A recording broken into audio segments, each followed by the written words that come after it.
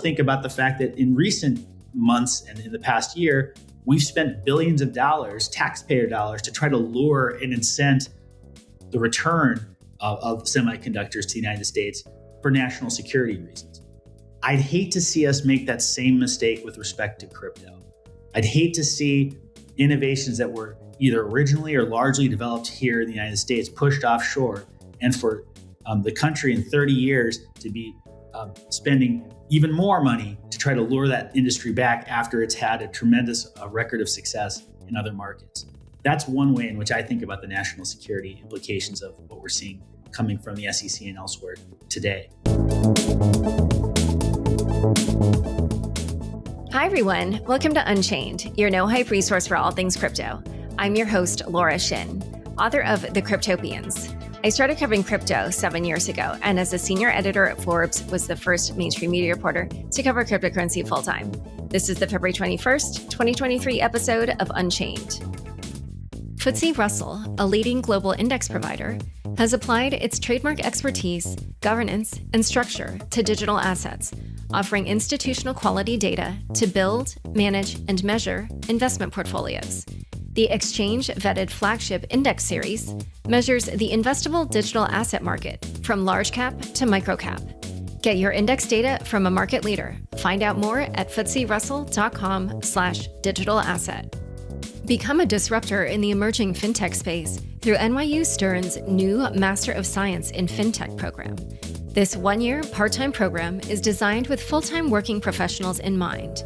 Visit stern.nyu.edu/MSFT-Unchained. Web3 projects lost nearly $4 billion of crypto assets in 2022, but nothing is more expensive than losing trust.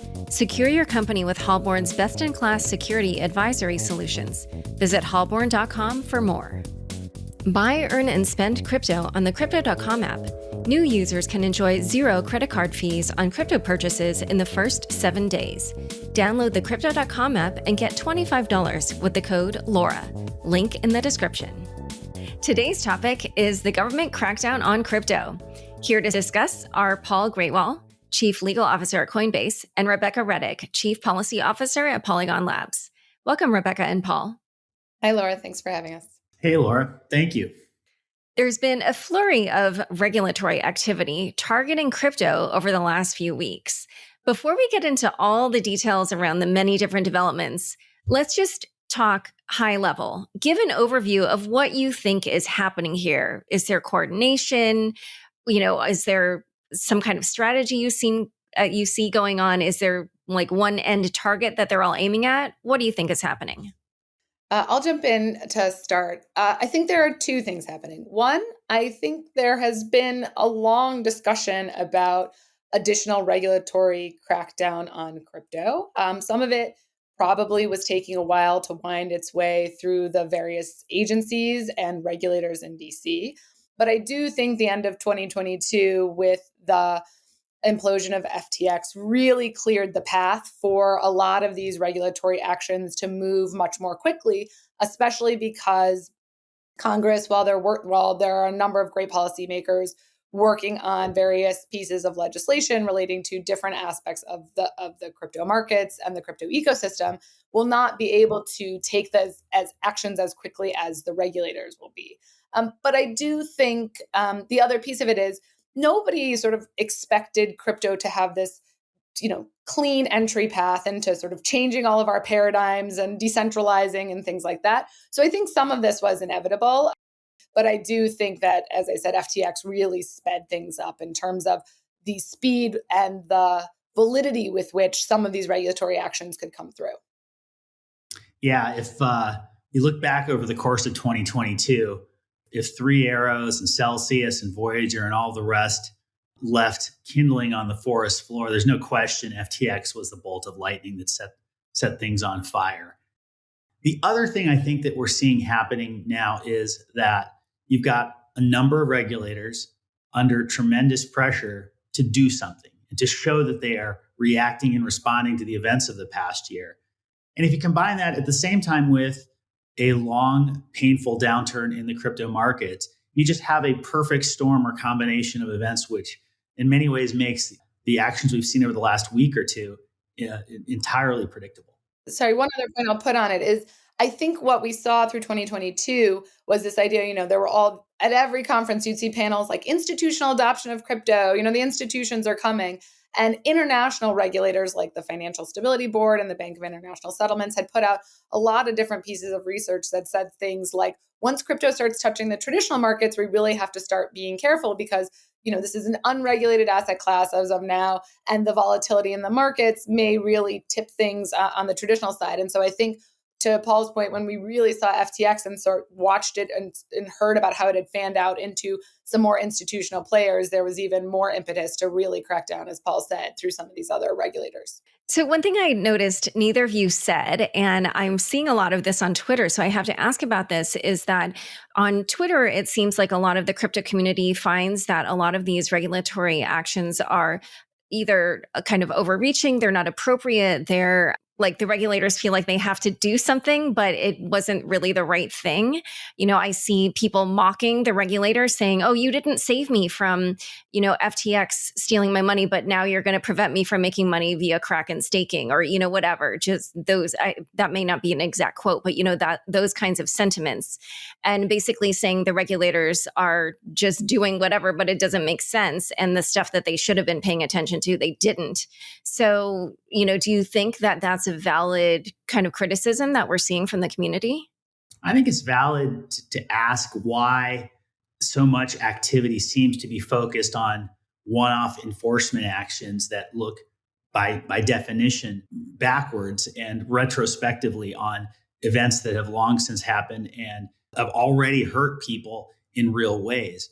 I think what a lot of people are asking in that same spirit is, where are the rules that could and should inform how we all ought to be keeping customers and investors safe prospectively? We, for example, at Coinbase have been calling for rulemaking now for months and months. We filed a petition with the SEC back in July. We heard nothing. We filed comments to our own petition, raising additional questions that we think could and should be answered to keep consumers, customers, investors safe. Still haven't received any answer. And in the meantime, we're seeing the enforcement actions continue, again, in a sort of ad hoc and one-off way that doesn't really do much to keep people safe, which is, I think, what most people actually want to see happen.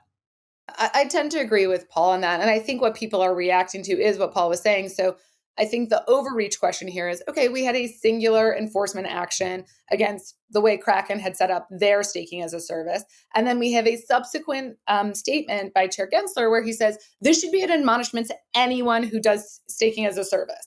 Right. And Coinbase did put out a statement afterwards. And I don't want to steal your thunder, Paul, so I know you'll talk about it. But, and said the way we do staking as a service is fundamentally different. And there are other parts to the complaint which, distinguish either the types of disclosures that may have been enough, that certainly distinguish staking as a user or, in a more crypto native way, just on a blockchain network.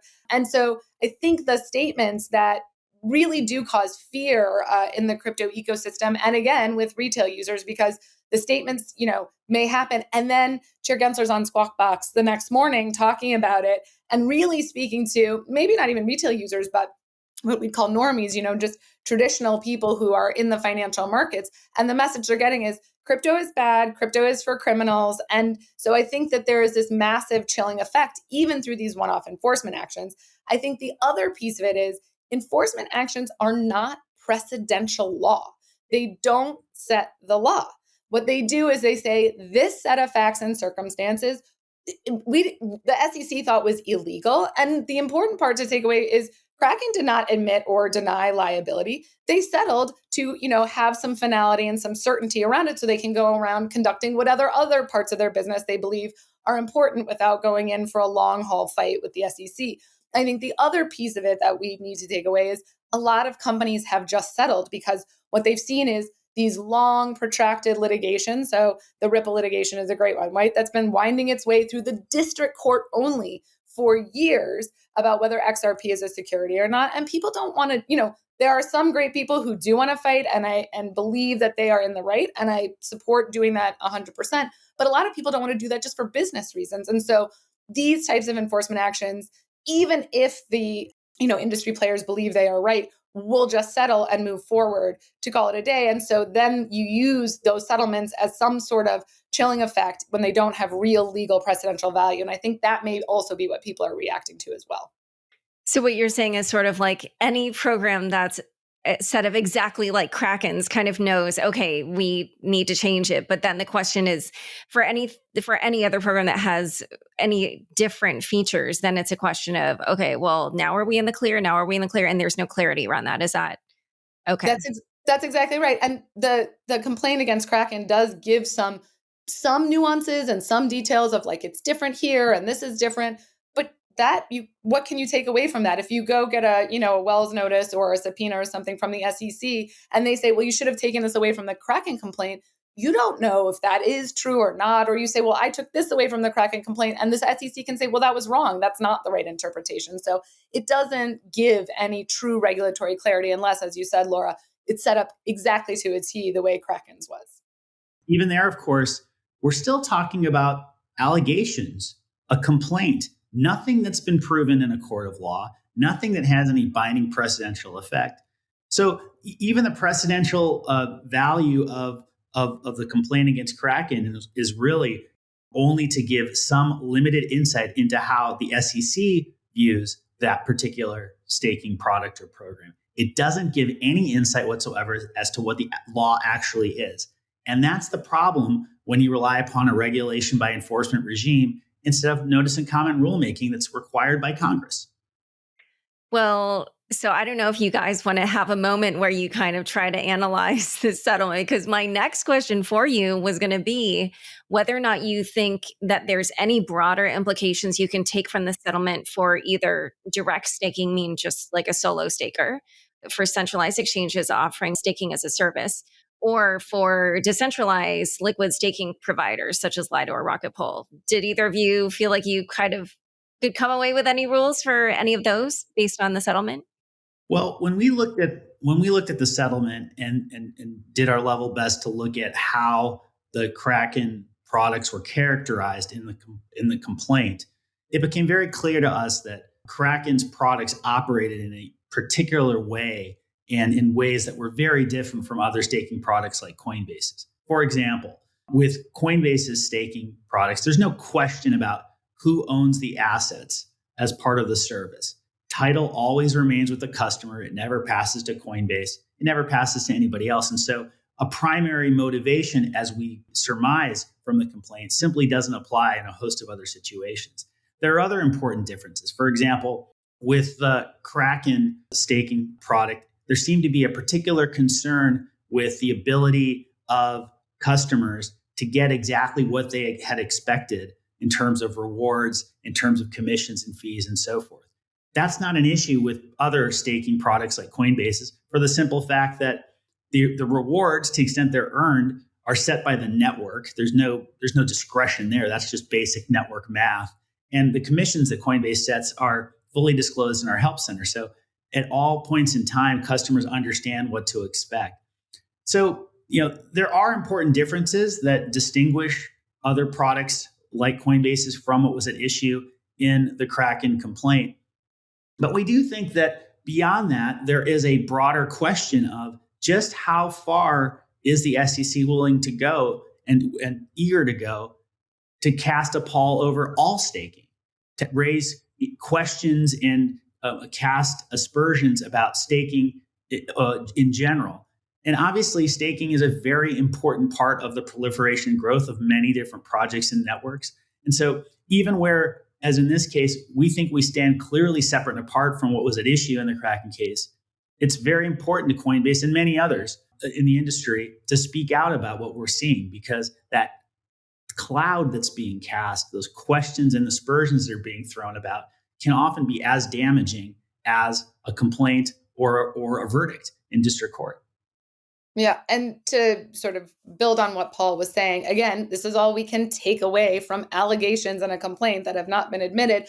I do think the complaint does make distinctions with user staking on its own. Paragraph 39 of the complaint says the Kraken staking program has several features that differentiate it from staking and earning rewards on your own. So they do think about it from an individual perspective. And paragraph 44 does the same thing. It says, the returns that investors receive from the Kraken staking program differ from the returns that an investor could expect if the investor staked directly. And then it goes on to say some other things. So I do think it's the SEC's complaint here against Kraken, and let's keep it narrow, is focused on a centralized actor providing a service, taking custody, not making disclosures that the SEC thinks are appropriate. But I do think that the SEC, at least in this complaint alone, and Paul's right, we've heard rumblings about how far regulators are going to go against individual staking. But in this complaint alone, it at least shows some willingness to distinguish a custodial staking as a service program from user staking on their own. And I think that's a really important distinction.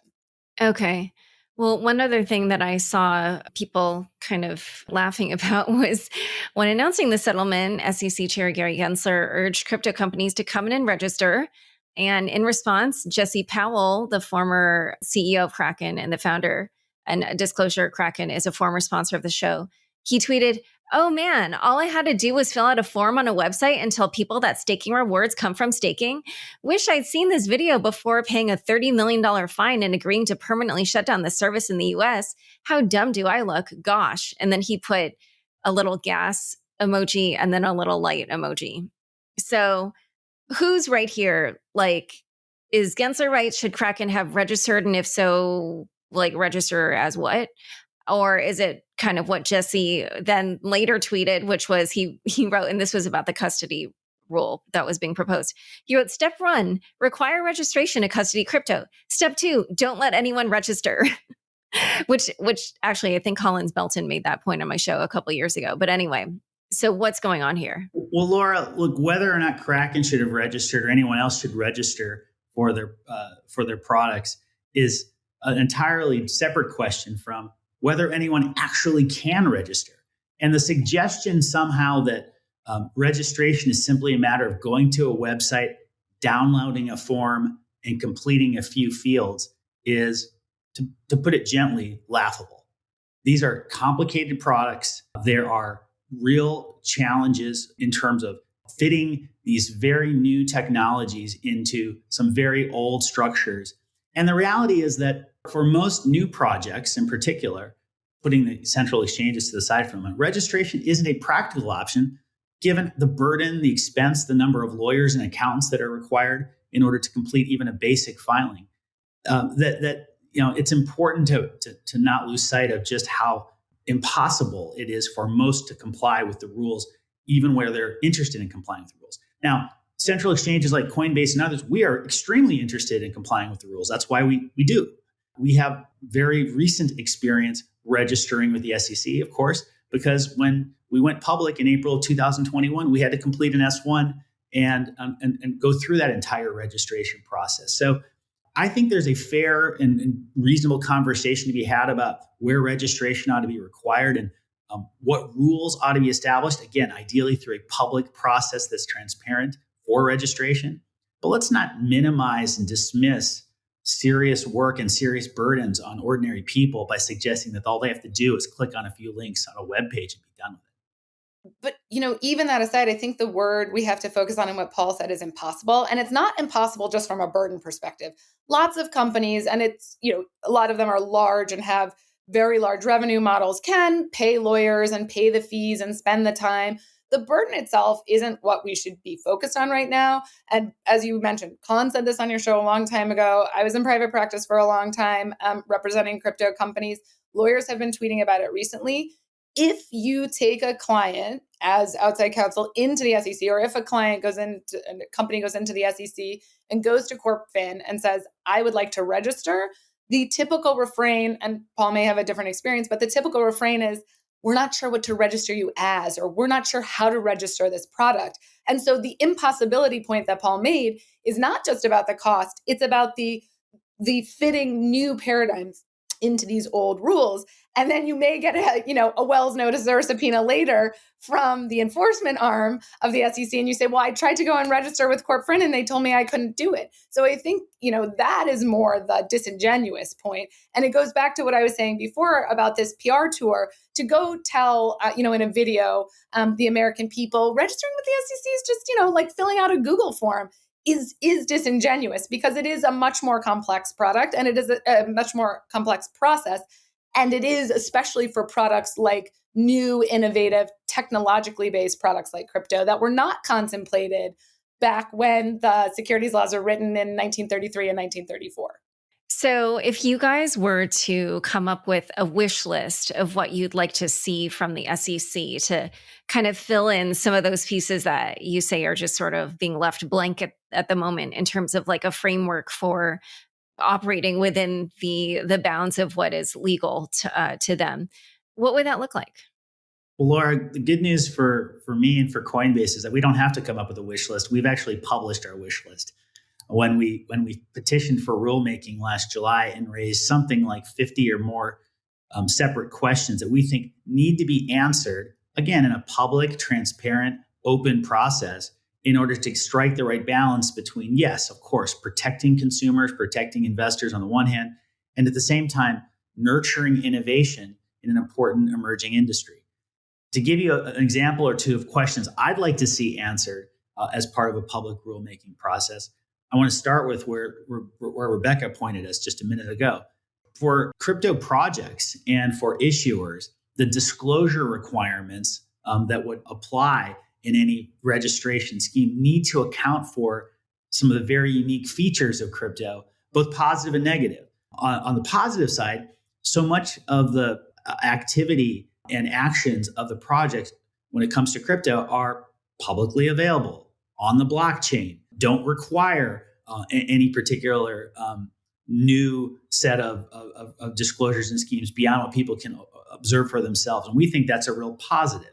On the negative side, because the registrations that have been pointed to involve the same level of accounting and other disclosures that you would expect of a company looking to go public, we think there needs to be some recognition or accommodation for the fact that most, or at least many of these projects are self-funded at the time that they would have to register or are receiving their first rounds of funding. And so there just needs to be an accommodation, I think, for the burdens on issuers because, an exchange could register as a national securities exchange tomorrow. But if they don't have assets to list because none of the asset issuers are able to comply, there's nothing achieved there. We think it would be a hollow and empty victory. So those are at least a few of the ideas issues I'd like to see confronted in a rulemaking process. There are many, many others as well. I'm going to give a somewhat contrarian answer, which is I do want to see rulemaking from the SEC on some things, but what I want to see more than anything, and people should remember, rules promulgated from the SEC can change administration to administration. That's true of a lot of regulatory bodies. We've seen that, with the OCC and rules that were put into place that were then rolled back when the administration changed. I really want to see a robust market infrastructure bill that lays out a good system for how centralized crypto actors should go forward and thinking about this technology for sure. And then rules can be made within the bounds of that bill. But I think the legislative process is really where we should start. And I am hopeful because there are a lot of very motivated policymakers on the Hill who are working on different bills on different aspects. Stablecoin bill we saw come out, the market infrastructure bill, I think people are really thinking about. But that's where I want to see people put their efforts right now. And then we can see rulemaking within the bounds of those bills afterwards. All right, we're going to tackle another big topic here. And this kind of starts with a sort of confusing set of actions, at least to me, being a non-legal person. So we had the SEC, I guess, issue a Wells notice against Paxos at the same time that the New York Department of Financial Services asked Paxos to stop issuing BUSD. So do you think that those actions were coordinated? And what was the intention here? Is it something that has to do with stablecoins themselves? Or is it really, as I saw a lot of speculation about, a way to kind of get at Binance and cut it off from like US dollars or the equivalent? What do you think was kind of going on there? It's pretty hard to imagine or to believe that actions announced nearly simultaneously weren't coordinated in some way. But even if that weren't true, I think the fact that you have multiple agencies at the state level and at the federal level all interested in the same issue certainly suggests that the stable coins that were issued by Paxos, the BUSD, were attracting a unique amount of attention for important reasons. Now, I will say that NYDFS, the Department of Financial Services, at least based on what's been publicly reported, which is, of course, all that any of us know, focused on some very specific issues that were separate and apart from the securities law questions that we've been debating when it comes to stablecoins across crypto. The issue appears to have focused, from DFS perspective, on diligence. Was Paxos and is Paxos properly examining who's on their platform, who's gaining access to the coins, and so on and so forth. And separately, Paxos's diligence on Binance. And so those topics, of course, stand separate and apart from whether or not these were actually securities. What we've seen, I think, those in this instance is another example where state regulators have an important role to play and are demonstrating their ability to properly supervise these markets, regardless of whether or not there's merit to this particular case or not. I think the fact that you've got state regulators stepping in is something that people in crypto should be paying very careful attention to, even as we're all being drawn to the fireworks coming out of the SEC on a daily basis.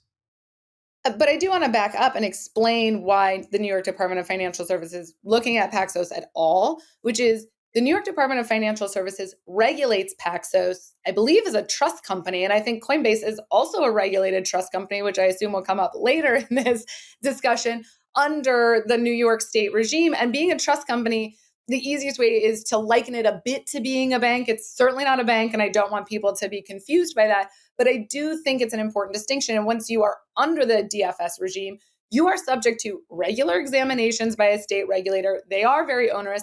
You have a very high bar of requirements, both on the financial side and on the cyber requirement side. It's a very strict regime. So, what happened recently that may have brought questions about Binance even more to the fore may be what has motivated DFS, because it's not that DFS woke up one day and said, oh, we don't like Binance, because they have clearly been regulating Paxos for many years.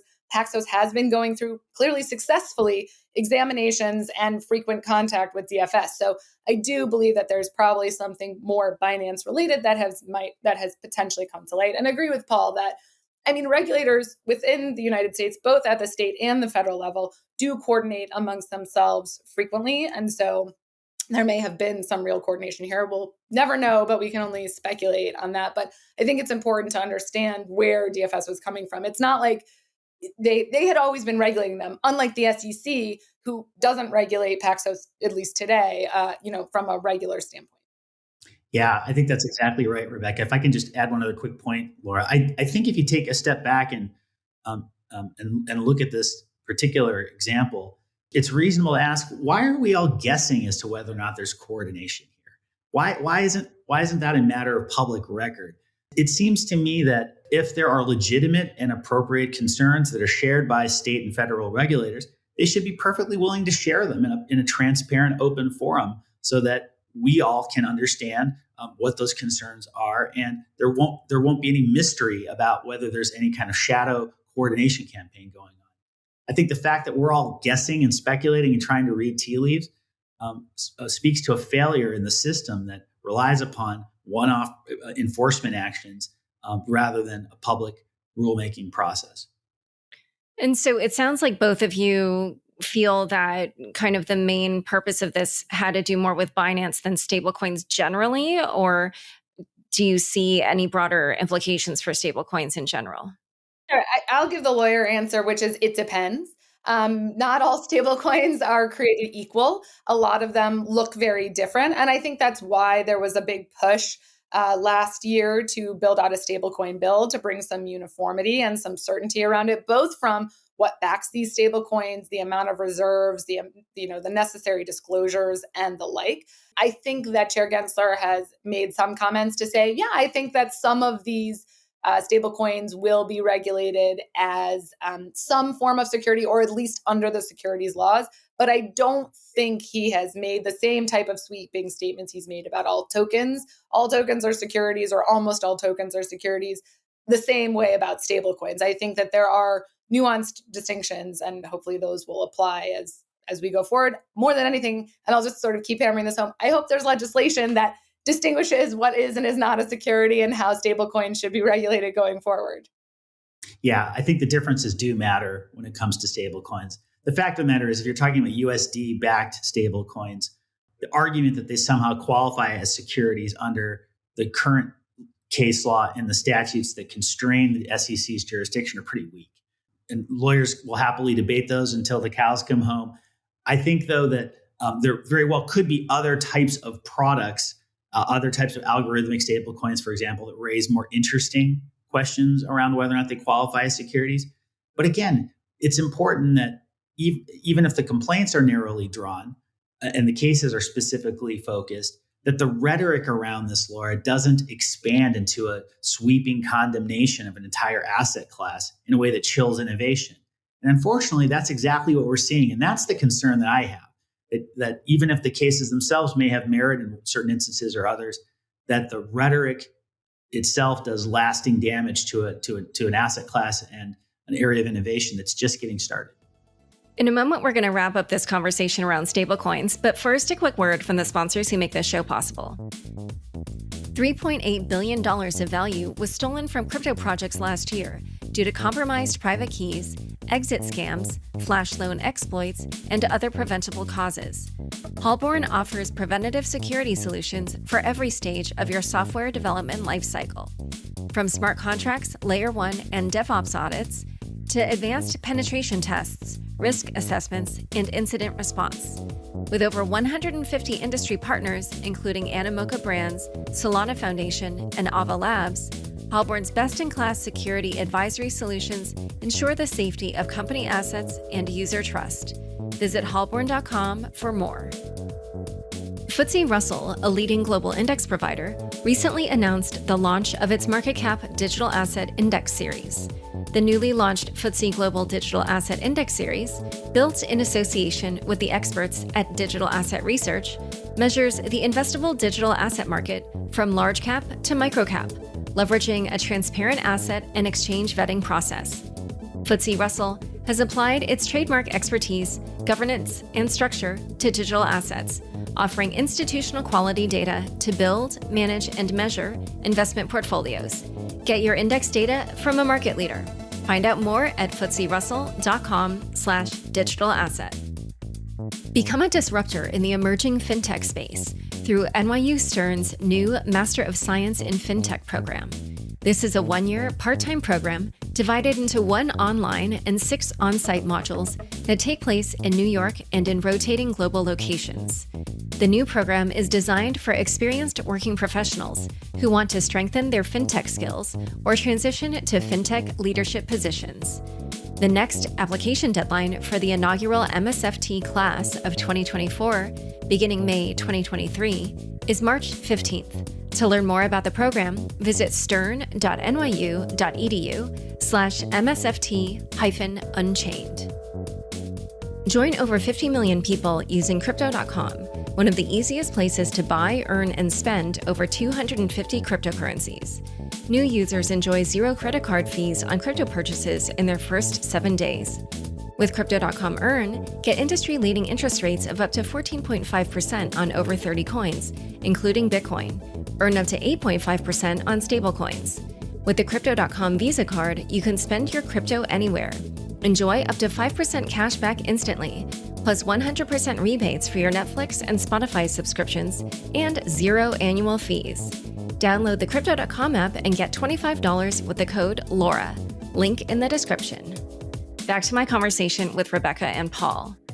So one question I do want to pose to you is that Chair Gensler did make references to how stablecoins could, depending on how they're structured, have some resemblance to, for instance, money market funds, which I think are regulated as securities. So Do you see his point there? And because Paul, it just sort of seemed like you were saying it sort of stretches the imagination to imagine they could be regulated that way. But I wanted to hear, your take on if there's any certain types that you feel might be securities. Yeah. Well, as I said, I think the arguments for USD-backed stablecoins are particularly weak. At the same time, there are certainly other types of stablecoins that are in market and are being developed every day that may raise more interesting concerns. And like what features would make you think that they might? I think that to the extent that you have expectations of profit, for example, being driven by decisions made by providers or issuers that are entirely in the control of those providers and issuers that aren't disclosed, that are subject to whim and change, and that ultimately reflect an asymmetry or disparity in information, I think it's appropriate to ask questions. But the sweeping suggestion that I believe the chair has made in other contexts, Rebecca is right. In this particular case, the issues I think have been more narrowly addressed, aren't helpful. They aren't helpful at a time and in a point in our industry's evolution where these products are still being built, tested, and evolved. So there's just, I think, a lot of opportunity here to be more thoughtful in addressing legitimate concerns. Analogies are always helpful. Money market funds and other things, I think, are useful as ways of understanding and framing these new products and services. But we shouldn't suggest to American innovators that this entire asset class may be off limits, because what those American innovators are going to do is take their innovations elsewhere. And that's not something anyone, I think, in this country wants to see happen. Yeah. And I think when you're talking about this money market issue, Laura, there are, I think he was referring to, potential investment companies, but there are really strict percentages of how these investment companies work. The Securities Act, that Investment Company Act that regulates investment companies, lays out a very prescriptive set of rules. So you'd have to look at each stablecoin on a case-by-case basis to see if what these stablecoins are backed by, if they're not fully USD or USD equivalent backed, meet those thresholds in the Investment Company Act, which I can't remember them off the top of my head, but there are very specific percentages. Jumping off from some point that Paul made, which I'm not going to be able to phrase it the way he did because I don't remember exactly what he said, but it just reminded me of this lawsuit against Terraform Labs and Do Kwon. So I don't remember Paul's phrasing, but basically it was something about the value of that stablecoin being dependent on these other people or something. It wasn't exactly that. But the point is that obviously, in the complaint, we can see that the SEC is asserting that UST, which whether or not you call it a stablecoin is up to you, but has, long been called a stablecoin.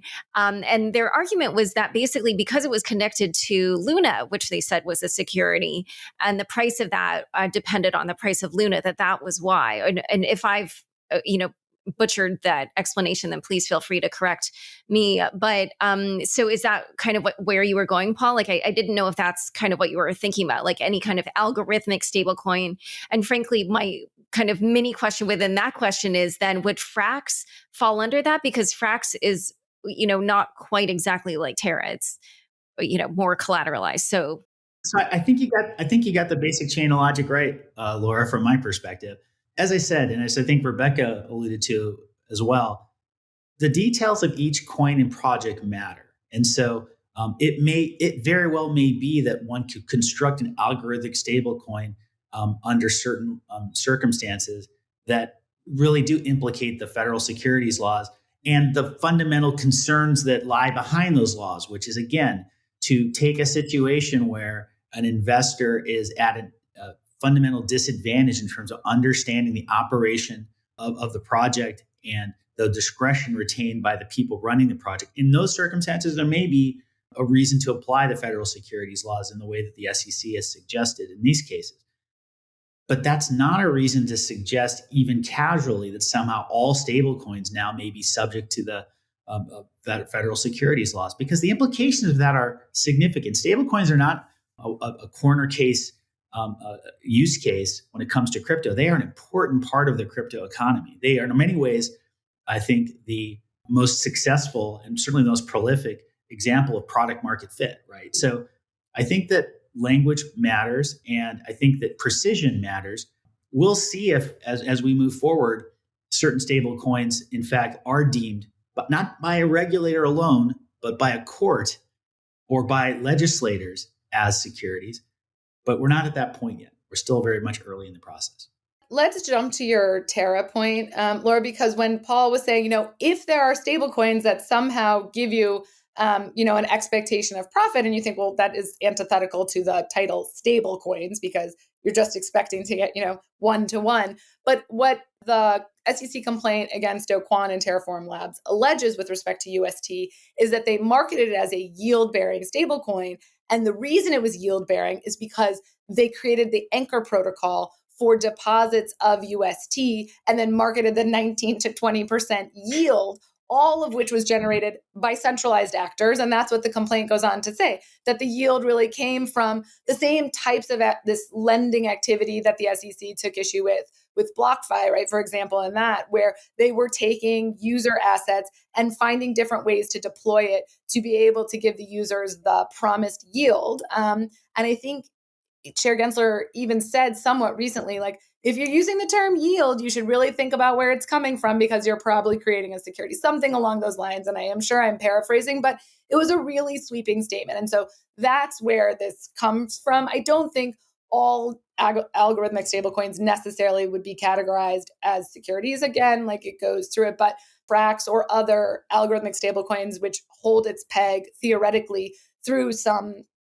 software or smart contract based system, wouldn't necessarily be a security under the same theory as UST, because UST really was much more part of this scheme, right? It's not that it was UST alone. There is this language under the securities laws and in the case law that if you create a scheme where there's an investment, where there's an expectation of profit, then you've created the investment contract. So it's that whole thing together that is what really created the scheme here that the SEC believes violated the securities laws. So right now, if a client came to you and said, we have this idea for a stable coin, what would you advise them in terms of either how they should structure it or how they should not structure it, based on what you read in the complaint against Terraform Labs and Do Kwon? And beyond structure, market as well. Structure and market, I should add. Even before you get to the complaint, we have at Coinbase, of course, been a reseller of USDC for some time now.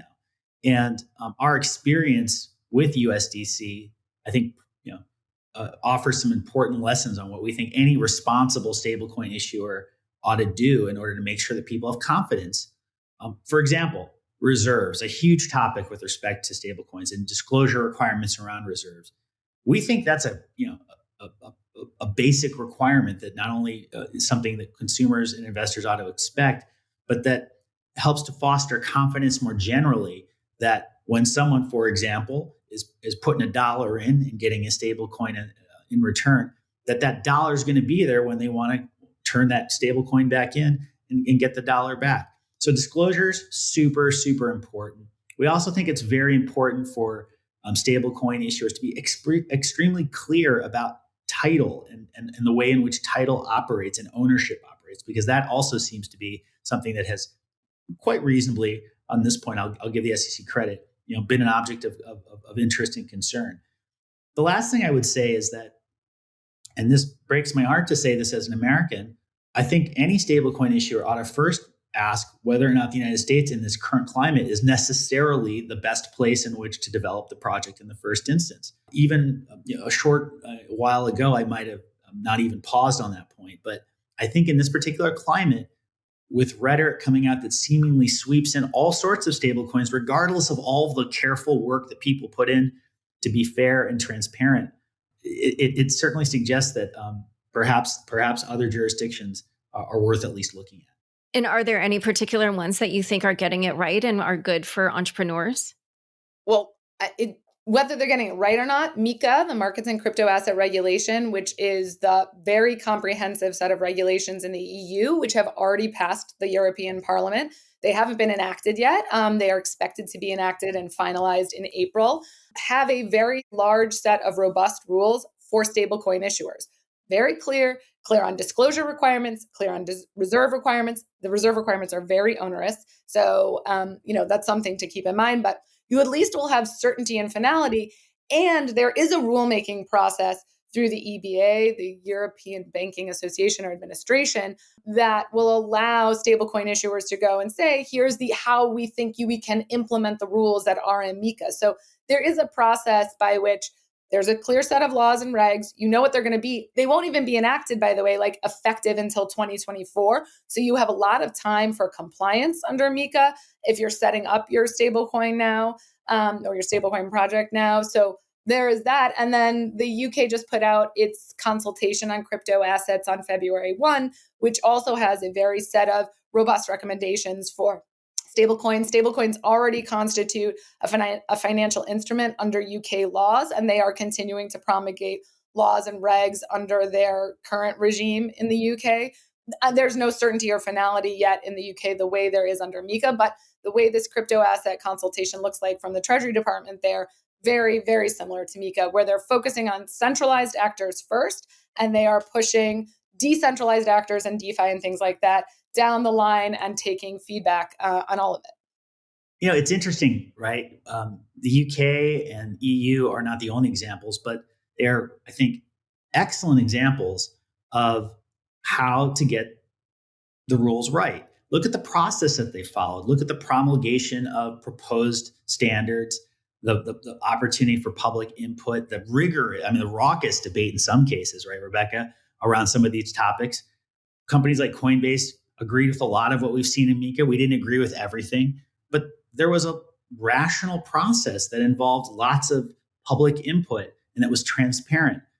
You don't see, when it comes to the UK or the EU, a lot of scrutiny by lawyers of individual complaints or allegations or speeches by particular commissioners in order to glean what the rules are going to be on a going forward basis. The contrast between that and what we're seeing in the United States, I think, is pretty damning in terms of how this country has been going about setting standards. Well, now let's talk about the SEC's proposed rule around registered investment advisors that want to store digital assets or to use a company to do that. This proposed rule would require those RIAs to use so-called qualified custodians. And there's only one crypto company, I think, that fits that bill at this moment. So the way CoinDesk put it was that the bill would largely push RIAs to use non-crypto companies. And I was wondering, what your thoughts were about this proposed rule. Well, I'm not sure which one company you're referring to, because Coinbase certainly has been a qualified custodian. We were a qualified custodian the day before the proposal was made. We were a qualified custodian on that day, and we're going to be a qualified custodian going forward. And so in some ways... Okay, so maybe I'm wrong. I saw Ram Alawalia tweeted that only Anchorage fit the bill, but maybe I misinterpreted his tweet. But anyway. Well, he may have been referring to there being only one company, Anchorage, that is OCC or federally registered. But the rule specifically recognized that state-chartered trust companies like Coinbase's can, in fact, qualify as a custodian, which we think is actually an important vindication. And again, credit where credit is due. Applaud the SEC for that recognition. But the fact of the matter is that the RIAs are going to be subject to new standards in how they interact with QC, with qualified custodians. And at least as we are reading the proposal, it seems pretty clear that there is an extension or expansion by the SEC of its jurisdiction over not just securities assets, but non-securities assets as well. And this raises, I think, some important questions about, again, the rule of law, whether or not jurisdiction is properly constrained, whether the agency is recognizing that it doesn't just have free reign to sweep in whole chunks of the crypto or digital economy because it can. So even though we thought that parts of the proposal were productive and positive, this is a big deal for crypto, and it's something we're all going to have to pay very careful attention to. Yeah. So to put a gloss on that, Dodd-Frank, with which Chair Gensler is, I think, intimately familiar because he was chair of the CFTC when Dodd-Frank was enacted, did give the SEC power to regulate investment advisors and the custody of their client assets over all custody of any assets. So this alone this new proposed rule alone is not what expands the SEC's jurisdiction over being able to regulate investment advisors. Dodd-Frank definitely did that. And we can say that the QC and the RIA rule hasn't been examined, I think, I could be wrong, but at least for 10 years, something like that. And there's been a lot of talk about changing these types of custodial rules, especially because there are a lot of new types of assets and not just something like crypto, but there are lots of different types of assets that registered investment advisors hold or invest in now. So some of those things we have to say are positive, right? That's consumer protection. That's within the SEC's jurisdiction. I do think this is not retail users, right? The investors in most registered investment advisors are large, sophisticated investors, right? It's what we call LPs. So the idea of investor protection here does relate to much more sophisticated investors. I love Coinbase's very positive spin on qualified custodians. And because they are a trust company under NYDFS, that is a very reasonable interpretation. I think there has been another interpretation, and I think this is where Ram's tweet comes from about Anchorage, which is, well, only if you're a federally chartered bank can you be a qualified custodian now based on the way the rule has been written. And I think there has been speeches and commentary by a number of the commissioners saying, and including by the chair saying, the state banks should not be allowed to be QCs because they're not meeting the same standards as the OCC chartered banks and the like. And by the way, banks can do it, and we're totally happy for them to be qualified custodians. And then Chair Gensler referred to the fact of this joint statement between the Fed, the FDIC, and the OCC, which said nationally chartered banks should not be allowed or should be very circumspect about engaging in any type of their business with crypto assets. So while it does, in theory, look like there's a path forward under this rule that you could still have qualified custodians who hold crypto assets, under the prudential regulators who they have said, oh, well, banks shouldn't really be touching crypto. So it's sort of this backdoor way to maybe cut off the ability for registered investment advisors to have qualified custodians who hold crypto. I hope Coinbase is right, because I think that would be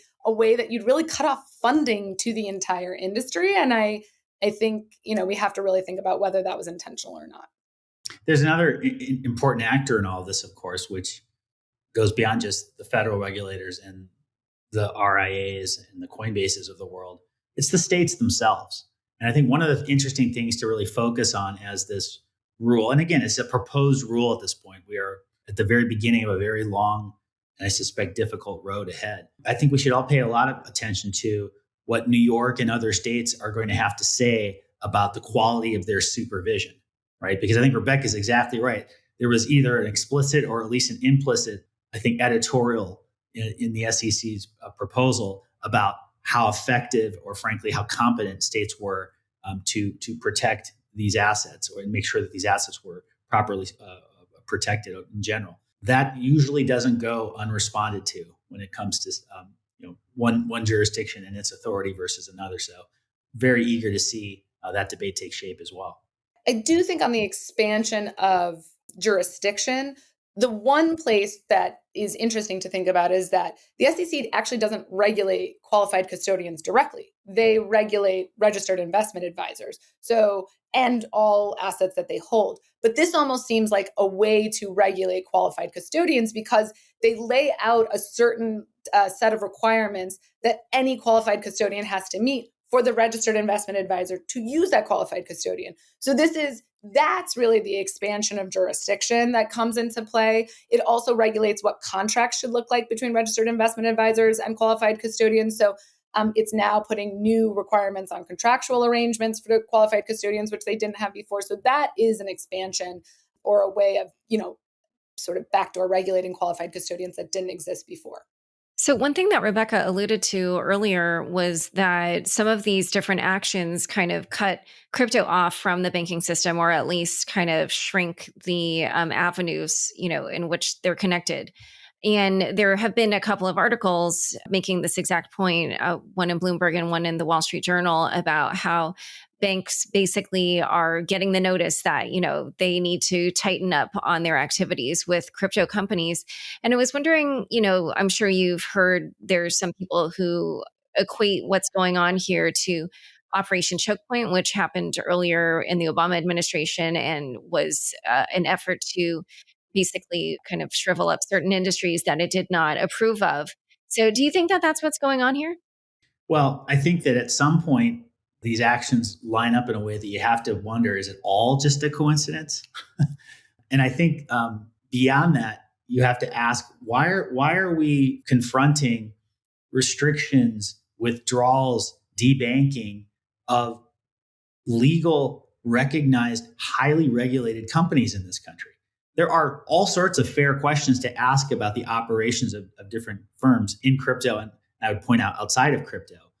But the notion that somehow the right way to constrain activities that give rise to concerns is to cut off their oxygen or slowly deplete them of oxygen, which of course in the financial world, there's no more important source of oxygen than banking services.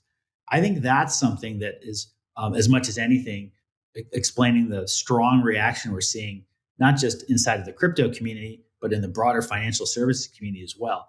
That's a dangerous precedent. And it may be that crypto is currently the object of that particular approach. But if the government gets away with that with crypto, what's to say and what's to stop them from getting away with it as to a whole host of other legal, safe, regulated industries in this country that happen to be out of favor with policymakers?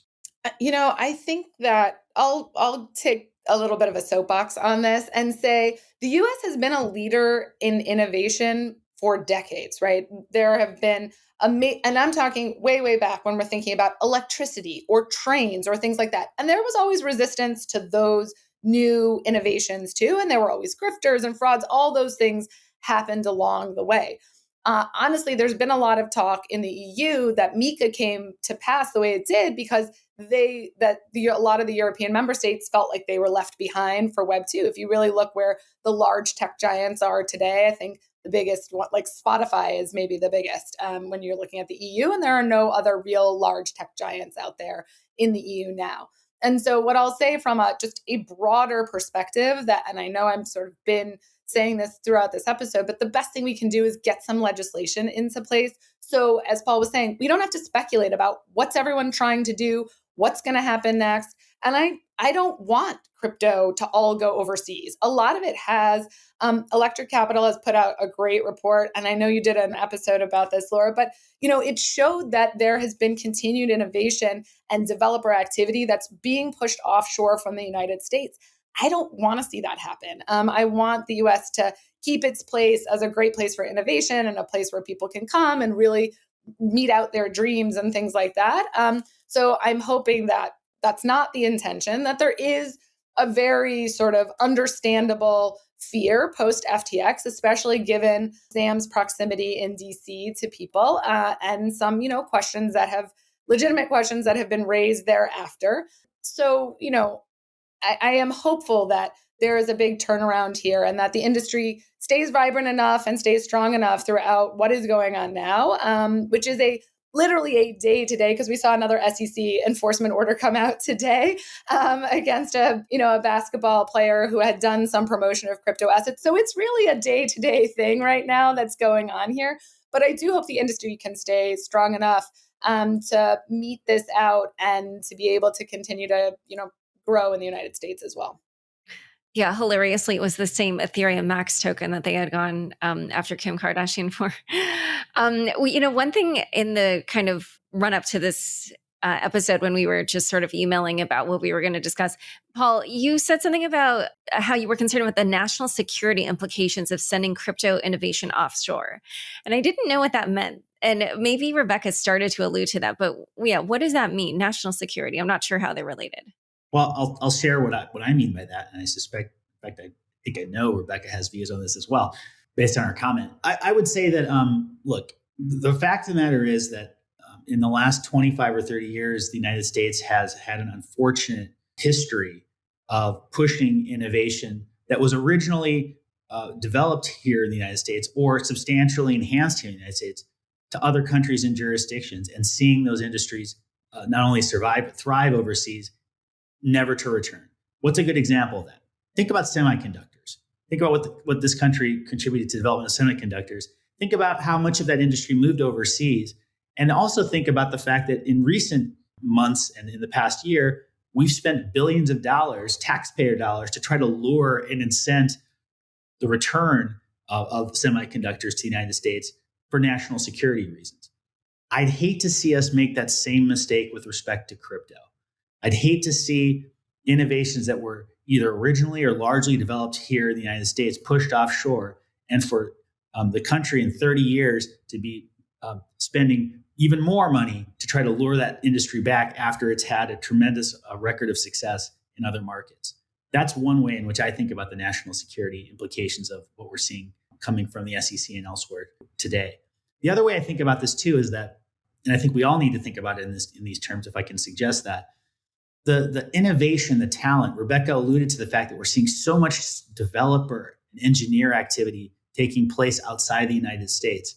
That talent is part of our national infrastructure in an important way. And so to the extent we want to continue to attract and develop that talent here in the US, not just for purposes of building great products in crypto and Web3, but more generally, we need to create, at the very least, a hospitable climate, to say nothing of a welcoming climate for these types of projects and networks. And right now, I don't think we're doing that. And I think if we continue down this road, we're going to see ourselves repeating the same mistakes as we've repeated over and over again over the last 3 decades. I mean, I think there are legitimate national security concerns, most of which there are other jurisdictions that are building. So first of all, the US has been systematically debanking itself in other developing countries right now. So where we might have had a banking presence or somehow pushed the US dollar, we've been taking ourselves out of developing countries. The country that comes in to take our place is China. And in most of these countries, and one thing we know, although we may not know, details about where they are, but they have been developing a CBDC and they are far ahead on it, certainly than where we are. Now, there are certainly lots of legitimate concerns about CBDCs, especially on the privacy side. And so it is understandable that we are not there. So I am in no way saying that we need to be building out our CBDC program right now. And there's a lot of work going in, both at the Fed level and with a number of members of Congress who are seriously examining CBDCs. But I think the national security concerns really come with, if we are pushing this offshore and if we are debanking from other places, then the question is, who steps into either our shoes or who steps into a place of power that we may have been in before? And yes, the US dollar does have sort of a worldwide, hegemony is too strong of a word, but it is a very strong currency internationally. And I don't think we want to lose that. And crypto is so global, it is borderless. And I think if we think that some ban or otherwise, true squeeze on it in the United States is going to long-term protect consumers, I think we do have to take into account concerns that Paul and others have raised about what that will mean for the primacy of other countries that may not be as favorable and may be national security threats to the US. So I know it's a little bit grim from the national security side, but I think that's a real issue that we need to be grappling with. And both policymakers and regulators need to be thinking about that as well as they're making,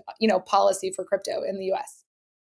Yeah, the one thing I would have to say about that is that I do think that in terms of the more like permissionless innovation, obviously those people aren't going to go to China. And I would imagine if people had a choice, they wouldn't choose. I mean, maybe some of them might be forced for economic reasons to choose like a CBDC coming out of China or whatever. But I think most people would choose something where, they're not going to have to, deal with all the things that you have to deal with when you're dealing with the Chinese government. Those are two separate issues. Where software developers go, I agree, it's not China, right? Where you're going to go, you can go to the US, you can go to the EU, you can go to the UK. There are lots of great crypto companies in both places, including and especially in the UK. That's more like permissionless development. I'm saying what do we need to be thinking about in terms of really squeezing on crypto in the US from a national security perspective? And it is that if we don't take this technology seriously from an innovation perspective, it may compromise us from a national security perspective. But I agree, those two issues are very separate. And no, I do not think software developers are running in China.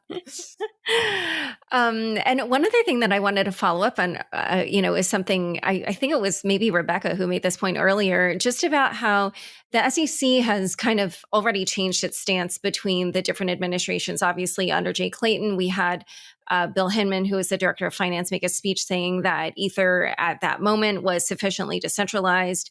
And then now Chair Gensler keeps hinting that he believes Ether is a security. So I was just wondering if you could talk a little bit more about the differences between the two SECs and then where you think things could go if, somebody else comes in to head up the SEC.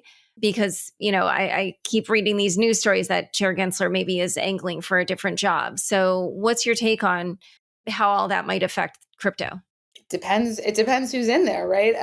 I think that, and it depends on, who the next administration is. In theory, Chair Gensler I think he's served for 2 years and he would have 3 years left.